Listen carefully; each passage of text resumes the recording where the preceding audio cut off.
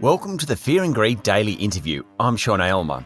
It's a difficult time for businesses and individuals across the country, with lockdowns and border closures causing so much uncertainty. Since the pandemic began, billions have been spent by governments on support and stimulus. But the reality is that COVID-19 has been on our shores for 18 months and the financial stress of the pandemic is still building. New research has found 1 in 2 Australians are experiencing financial stress, with women and younger Australians of particular concern. I spoke last year to Alexander Hassall, co-founder and CEO of Your Financial Wellness, who commissioned the report. Alexander, welcome back to Fear and Greed. Pleasure to be here. It's been quite an amazing ride since we last spoke, Alexander. I think when we spoke, we would have hoped that by now we would have been past this pandemic. Yeah, that's right. It sort of seemed like we had weathered the worst of it, and here we are finding ourselves back in lockdown. With the majority of the country in that unfortunate position. So, how do you measure financial stress vis-a-vis financial wellness? So, in order to create a sort of objective measure, we partnered with the University of New South Wales to validate our 9-question index, which has been shown by the Centre for Social Impact to be a reliable measure of someone's perceived level of financial wellness. And then in order to gain a greater understanding of the sort of socio-demographic influences on financial wellness, we followed up that report, which was released earlier this year, with a research report that surveyed 3,000 respondents from across Australia, and they answered up to 100 questions that related to their financial aspirations, financial position, and financial literacy. And these respondents included customers from 8 different financial institutions. So that measure is a score that ranges from 1 to 10, and we found that a score of 5 or less indicates significant levels of financial stress. When you're talking about financial stress, is this having difficulty paying the mortgage or the rent, having difficulty paying the household bills, that type of thing? Yeah, it includes that. And it also goes to how someone feels about their financial situation. Yeah. So I think that there's often a belief that financial wellness is basically determined by income. However, what we found was that that wasn't the case. Simply because someone's on a high income, it doesn't mean that they're doing really well. And by the same token, if someone's on a more modest income, it doesn't mean that they're necessarily financially stressed. What it relates to really is their ability to service debt and also, how they feel about their current situation. So what we find is that, as someone progresses up the income scale, so too their expectations about the way that they'll live. So it's very much relative. So what's the pandemic done to financial stress? I think what it's done is really brought to the fore the issue. I think that it was something that was much discussed but not really understood. And the pandemic has really brought to light some of the issues that are faced by everyday Australians. So we asked people about their levels of savings, and what we found was that as someone's level of savings increased, so too does their level of financial wellness. And we're not talking about huge amounts necessarily. So as someone tells us that they've got up to 3 months worth of their salary in savings, we find that their level of financial wellness increases significantly above average. However, something that is quite alarming, and sort of to your point, is that 40% of respondents told us that they had no savings whatsoever. Now, going to your point about what has the pandemic done, well, I think when we saw queues around the block to Centrelink when the first shutdown happened in 2020, that was because people didn't have any savings and they were wondering how on earth they were going to manage from, a situation of, full-time employment to a situation where there's a lockdown and they're unable to work. So, it really brought to the fore that issue of people not having an emergency fund in place. Yeah, I mean, I'm middle class, right? I'm incredibly fortunate. But one of the most enduring memories for me of last year were the television pics of people lined up trying to get into Centrelink. And it really hit home to me that there are a lot of people out there who literally live from pay packet to pay packet. And if they miss one, that could mean food on the table. Absolutely. It's a really big issue. And as I say, 40% of respondents are saying that they have less than a month's salary in savings. And, research has consistently shown over the last decade that, a third of people would struggle to come up with $1,000 cash in the event of an emergency. Yeah. So, it's a real issue. And women are worse off than men still?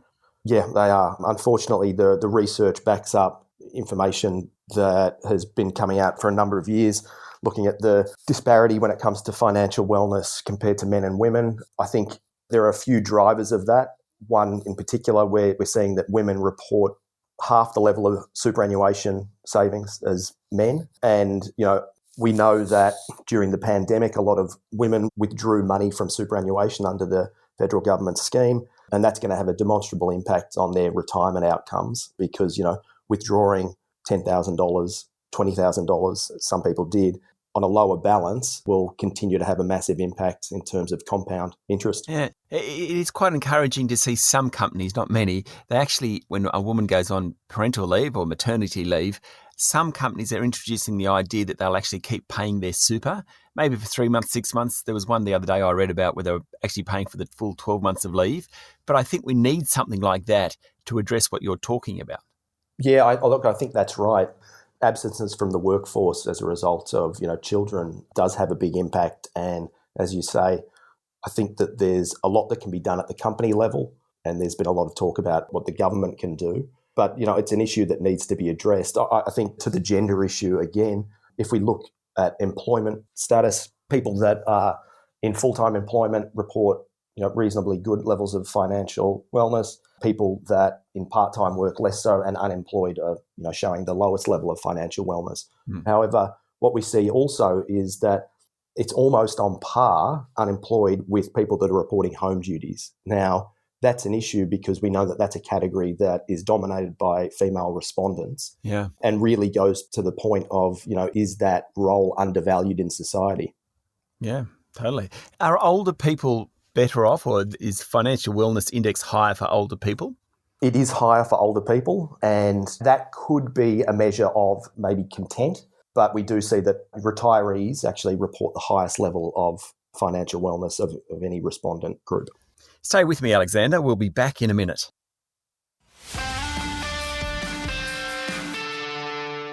My guest this morning is Alexander Hassall, co-founder and CEO at Your Financial Wellness. So a lot of this comes down to financial literacy, and part of the answer is in that, I presume? Yeah, that's right. So, financial literacy did have a significant impact. And the way that we measured it was we had 3 internationally recognised questions that are standards of financial literacy. So looked at things like interest and other issues around financial literacy. And what we found was a direct relationship between financial literacy and financial wellness. So where somebody was able to answer all 3 of those financial literacy questions correctly, their average score was 7.2 and the average is 6.4, so they're well above. Where someone was unable to answer any of those correctly, their score on average was 4.9, and that is, significantly stressed. Wow, I mean, that's a massive difference. It shows the benefit of education. Yeah, absolutely. And, it's an issue that I think governments have struggled with. The National Financial Literacy Strategy has been in place for the better part of 15 years. However, we've seen little change when it comes to financial literacy. So, we believe that there's a role for caring financial institutions to provide financial literacy education. And, we think that there's a role for government as well. So at the moment, we've got such low interest rates. And so for anyone who owns a home, the benefit of low interest rates, if you're already in the market, is pretty clear. But at some point, they are going to rise. It may not be for a couple of years. Do you think in 2023, 24, 25, we're going to see the stress from these big mortgages and lifting interest rates hurting financial wellness? Yeah, well, at the moment, we see that home ownership is really solidly correlated with financial wellness. And in fact, it's the single most important variable when it comes to financial wellness in this whole report. So, the Aussie dream, as it is alive and well. But as you mentioned, we've got record low interest rates, and any increase in interest rates is going to have a massive impact, especially for people that have mortgages that, $1 million mortgage. You don't need interest rates to go up much for there to be a big problem for people that are heavily indebted. However, we do see that home ownership, it's basically the cornerstone to financial wellness in Australia. You can argue why, and you can argue about policy settings, but it's a reality. I think one of the major issues as well, and this goes to your earlier point about older Australians experiencing higher levels of financial wellness, we know that home ownership amongst that group is high. Younger age groups struggling to get into the market, it's a big issue.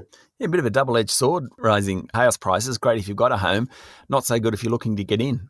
Yeah, that's right. It's a tricky issue to tackle, but it's one that needs to be faced because, younger people are being priced out of the market. And in our report, people that are renting, their average score out of 10 is 5.1, whereas those that own their home outright, it's 7.9. Yeah. So, it's a big issue. Where do we stand right now compared to 10 or 20 or 30 years ago? And I appreciate the survey hasn't been going for that long, so it's difficult to know. But if you exclude COVID, we have had a great run for the last 10 years because of deflation. We've all been able to buy cheaper washing machines and bigger TVs and certainly electronics and stuff like that. But is there a sense, in a financial wellness sense or a financial stress sense, that we are better or worse off than we were a decade ago? Yeah, look, I mean, obviously that's beyond the scope of this report. However, I think that goes to my earlier point about relativity. As living standards increase, so too do people's expectations. Yeah. So, I think that objectively, you could say that someone on a higher income or higher standard of living should be feeling better off. However, it's all relative to their current situation. And I think when it comes to home ownership, if we look at what's occurred really over the last decade, where we've seen enormous increases in house prices, younger people are feeling stressed, and people that are unable to break into the property market are feeling very much stressed. So I'm not sure that they really feel that they've enjoyed the same prosperity as others. Alexander, thank you for talking to Fear and Greed. Pleasure, Sean. That was Alexander Hassall, co-founder and CEO at Your Financial Wellness. This is the Fear and Greed Daily Interview. Join me every morning for the full Fear and Greed podcast with all the business news you need to know. I'm Sean Aylmer. Enjoy your day.